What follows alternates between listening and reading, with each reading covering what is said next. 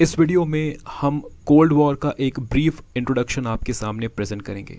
इस वीडियो में हम बेसिकली ये समझने की कोशिश करेंगे कि कोल्ड वॉर क्या है, कोल्ड वॉर की बिगिनिंग कैसे होती है और कोल्ड वॉर का एंड कैसे होता है। लेकिन कोल्ड वॉर की जो कंप्लीट लेक्चर सीरीज़ है वो पॉलिटिकल साइंस के हमारे ऑनलाइन कोर्स का पार्ट है। मैं आपको बता दूं कि एनटीए नेट जेआरएफ के एग्ज़ाम्स और यूपीएससी पॉलिटिकल साइंस ऑप्शनल के लिए हमने पॉलिटिकल साइंस का एक ऑनलाइन कोर्स तैयार किया है, जहां हमारे द्वारा पॉलिटिकल साइंस के इन 6 डिफरेंट यूनिट्स को डिटेल में कवर किया जा रहा है। अगर आप इस कोर्स से रिलेटेड और अधिक जानकारी चाहते हैं तो व्हाट्सएप के माध्यम से आप हमें इस नंबर पर कॉन्टैक्ट कर सकते हैं।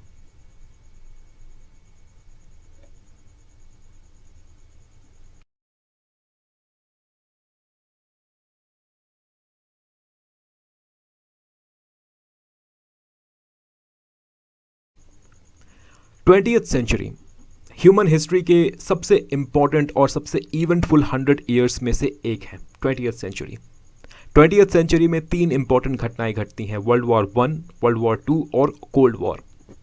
वर्ल्ड वॉर 2 के बाद दुनिया में 2 सुपर पावर्स इमर्ज करते हैं, यूएस और यूएसएसआर, यूनाइटेड स्टेट्स और सोवियत यूनियन।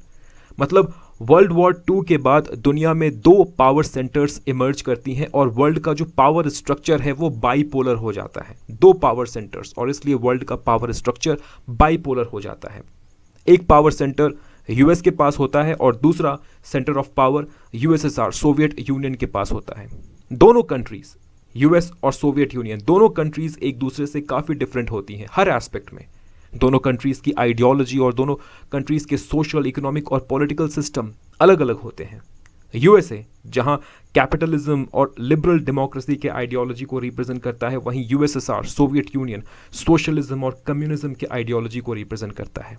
इतना ही नहीं, दोनों कंट्रीज़ अपने अपने आइडियोलॉजी को, अपने अपने सोशल, इकोनॉमिक और पॉलिटिकल सिस्टम को बेस्ट मानते हैं और दुनिया के सामने इसे अपने अपने सिस्टम को बेस्ट प्रूव करने की कोशिश भी करते हैं। इस आइडियोलॉजिकल डिफरेंस के होने के साथ साथ एक और बहुत ही इंपॉर्टेंट डिफरेंस था दोनों कंट्रीज़ के बीच। दोनों कंट्रीज़, यूएसए और सोवियत यूनियन, दोनों कंट्रीज़ एक दूसरे को अपना थ्रेट समझते थे, एक दूसरे को अपना सबसे बड़ा थ्रेट, सिक्योरिटी थ्रेट मानते थे। यूएसए के लिए यूएसएसआर एक सिक्योरिटी थ्रेट था और यूएसएसआर के लिए यूएस एक सिक्योरिटी थ्रेट था। क्लियर?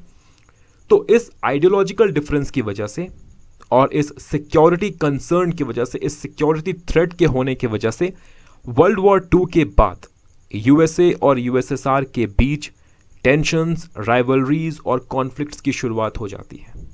ये दोनों कंट्रीज अपने अपने पावर और इन्फ्लुएंस को इंक्रीज करने के लिए ग्लोबल लेवल पर एक दूसरे को कॉम्पीट करते हैं। यूएस और यूएसएसआर के बीच ये जो कॉन्फ्लिक्ट है, टेंशन है, कंपटीशन है, ये वर्ल्ड वॉर 2 के बाद से लेकर 1980s के एंड तक चलता है। और इन दोनों सुपर पावर के बीच होने वाले इस कॉन्फ्लिक्ट, टेंशन, राइवलरी और कंपटीशन का ये जो पूरा टाइम पीरियड है, वर्ल्ड वॉर 2 के एंड से लेकर 1980s के एंड तक, इस पूरे टाइम पीरियड को ही हम कोल्ड वॉर कहते हैं। ओके, इसे ही हम कोल्ड वॉर कहते हैं।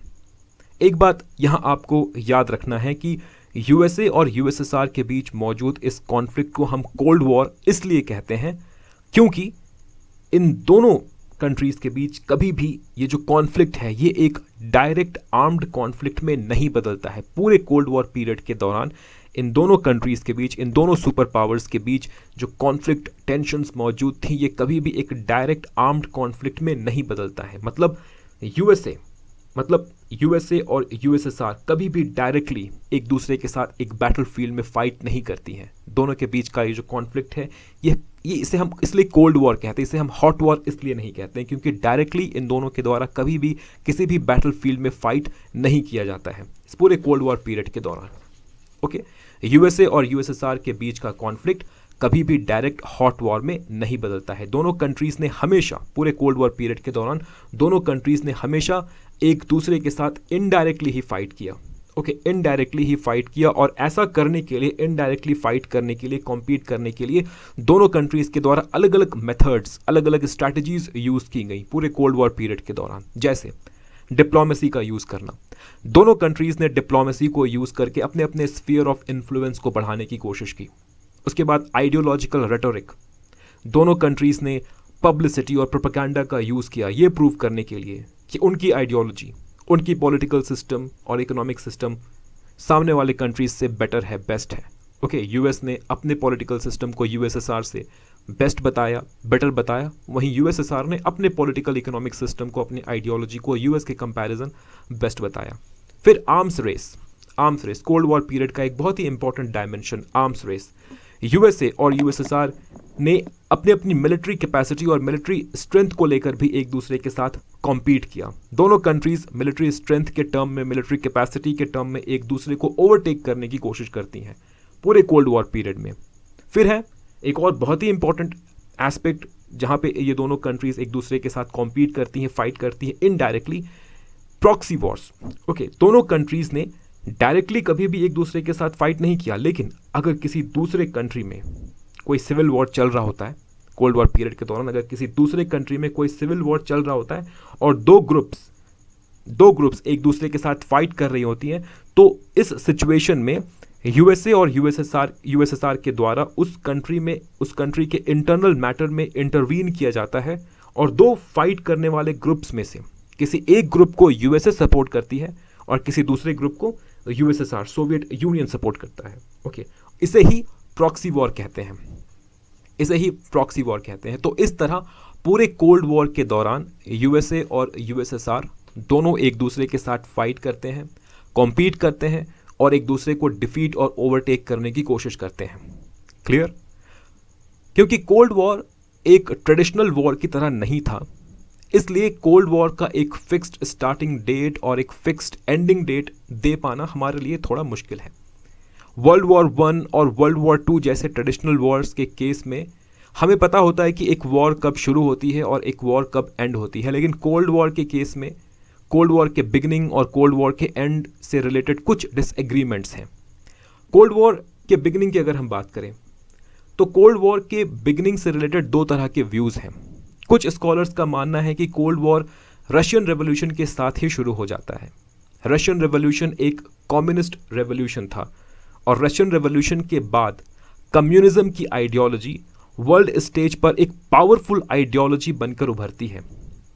यहाँ पर आपको एक बात ध्यान देना है कि कम्युनिज्म ये सिर्फ एक आइडियोलॉजी ही नहीं थी, बल्कि वेस्टर्न कंट्रीज और यूएस के द्वारा प्रमोट किए जाने वाले लिबरल डेमोक्रेसी और कैपिटलिज्म के आइडियोलॉजी का एक अल्टरनेटिव भी थी।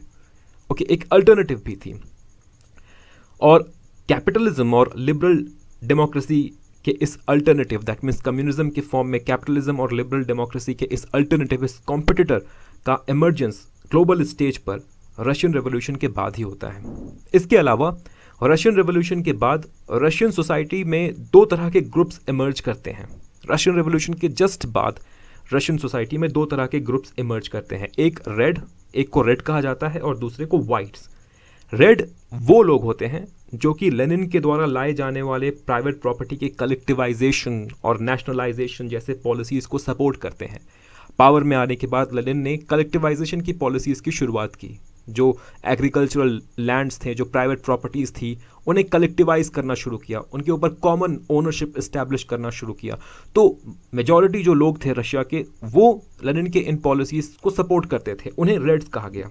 लेकिन कुछ लोग थे, कुछ पुराने एलीट लैंडलॉर्ड और कैपिटलिस्ट, रशिया के पुराने एलीट लैंडलॉर्ड और कैपिटलिस्ट, जिनके द्वारा लेनिन के इन कलेक्टिवाइजेशन और नेशनलाइजेशन की पॉलिसीज़ को क्रिटिसाइज़ किया गया, सपोर्ट नहीं किया गया। इन्हें ही वाइट्स कहते हैं। ये जो वाइट्स हैं ये कौन है? ये रशिया के पुराने एलीट्स हैं, लैंडलॉर्ड्स हैं, कैपिटलिस्ट हैं, जो कि लेनिन के द्वारा लाए जाने वाले इन कलेक्टिवाइजेशन और कॉमन ओनरशिप और नेशनलाइजेशन के पॉलिसीज़ को सपोर्ट नहीं करते हैं। इन्हें वाइट्स कहा गया। यहाँ आपको एक बात याद रखना है कि ये जो वाइट्स थे इन्हें यूएस और वेस्टर्न कंट्रीज़ के द्वारा सपोर्ट भी प्रोवाइड किया जाता था। जो यहाँ पे आप देख रहे हैं कि वाइट्स जिस तरह से लेनिन के पॉलिसीज़ को रेजिस्ट कर रहे हैं, तो यहाँ पे वाइट्स को यूएस और वेस्टर्न कंट्रीज़ के द्वारा सपोर्ट भी प्रोवाइड किया जाता था। हालांकि बाद में लेनिन ने इन वाइट्स को पूरी तरह से सप्रेस कर दिया, लेकिन आप देख सकते हैं यहाँ पे कि किस तरह वाइट्स और रेड्स के बीच का ये जो कॉन्फ्लिक्ट है, रशिया के भीतर ही वाइट्स और रेड्स के बीच का ये जो कॉन्फ्लिक्ट है, ये एक तरह से कैपिटलिज्म और कम्युनिज्म के बीच के कॉन्फ्लिक्ट को रिप्रेजेंट करता है। ओके, कोल्ड वॉर के बिगिनिंग से जुड़ा ये एक व्यू था। एक और व्यू है जो कि डोमिनेंट व्यू है, मेजॉरिटी ऑफ द स्कॉलर्स का ये मानना है कि कोल्ड वॉर की शुरुआत तब होती है जब यूएस, यूके और सोवियत यूनियन के बीच बना grand alliance world war two के बाद ब्रेक हो जाता है। वर्ल्ड वॉर टू के दौरान सोवियत यूनियन, यूएसए और यूके के बीच बना, ग्रेट ब्रिटेन के बीच बना जो ग्रैंड अलायंस है, इस ग्रैंड अलायंस के ब्रेक होने के बाद कोल्ड वॉर की शुरुआत होती है।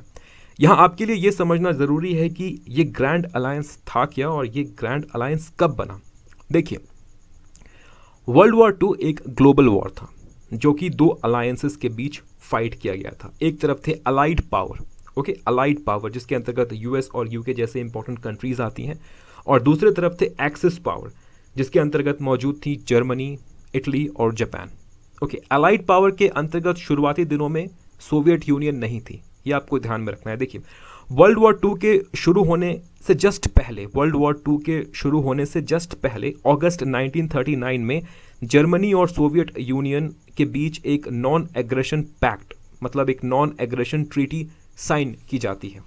ओके, इस नॉन एग्रेशन पैक्ट में यह कहा जाता है कि वर्ल्ड वॉर टू के दौरान जर्मनी और सोवियत यूनियन, ये दोनों कंट्रीज एक दूसरे के ऊपर अटैक नहीं करेंगी। लेकिन जून 1941 में हिटलर इस नॉन एग्रेशन पैक्ट को ब्रेक कर देता है और फिर जर्मनी के द्वारा सोवियत यूनियन पर अटैक किया जाता है। ओके, 1941 में, जून 1941 में हिटलर के द्वारा ये नॉन एग्रेशन पैक्ट ब्रेक कर दिया जाता है और फिर जर्मनी सोवियत यूनियन के ऊपर अटैक करती है। सोवियत यूनियन पर अटैक के बाद यूएस और ग्रेट ब्रिटेन ये सोवियत यूनियन को मिलिट्री हेल्प ऑफर करते हैं।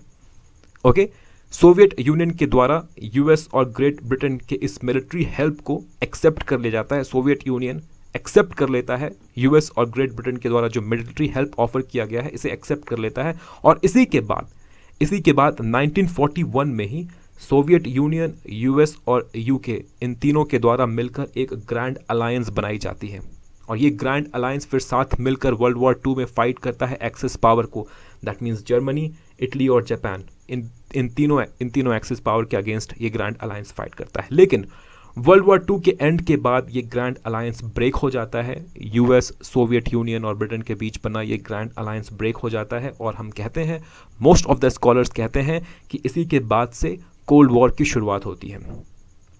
जिस तरह कोल्ड वॉर के बिगिनिंग का डेट डिबेटेबल है, उसी तरह कोल्ड वॉर के एंड का डेट भी डिबेटेबल है।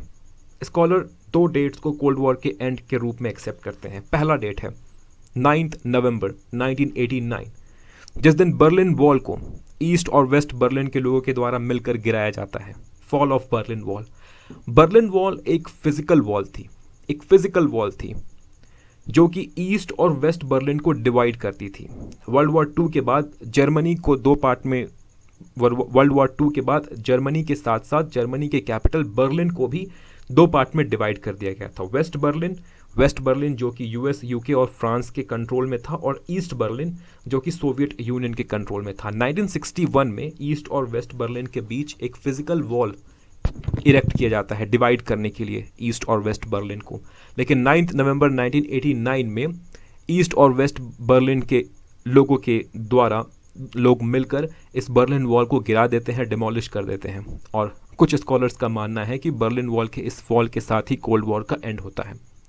सेकेंड व्यू के अकॉर्डिंग कोल्ड वॉर का एंड फाइनली तब होता है जब 1991 के दिसंबर के लास्ट वीक में, 1991 के दिसंबर के लास्ट वीक में सोवियत यूनियन का कंप्लीट डिसइंटीग्रेशन हो जाता है और मॉस्को में जो क्रेमलिन है, मॉस्को में क्रेमलिन में सोवियत यूनियन का जो फ्लैग लहरा रहा होता है, उस फ्लैग को नीचे ले आया जाता है और उस फ्लैग के नीचे आने के साथ ही सोवियत यूनियन के फ्लैग, क्रेमलिन के ऊपर सोवियत यूनियन का जो फ्लैग था, उस फ्लैग के नीचे आने के साथ ही दिसंबर के लास्ट वीक में 1991 में कोल्ड वॉर का एंड होता है। मोस्ट ऑफ द स्कॉलर इस डेट को ही वैलिड डेट मानते हैं कोल्ड वॉर के एंड के रूप में। ओके, तो ये था एक ब्रीफ इंट्रोडक्शन कोल्ड वॉर का।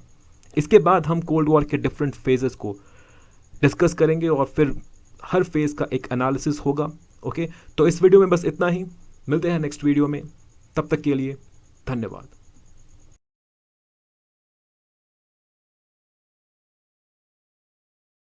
अगर आप इस कोर्स से रिलेटेड और अधिक जानकारी चाहते हैं तो व्हाट्सएप के माध्यम से आप हमें इस नंबर पे कांटेक्ट कर सकते हैं।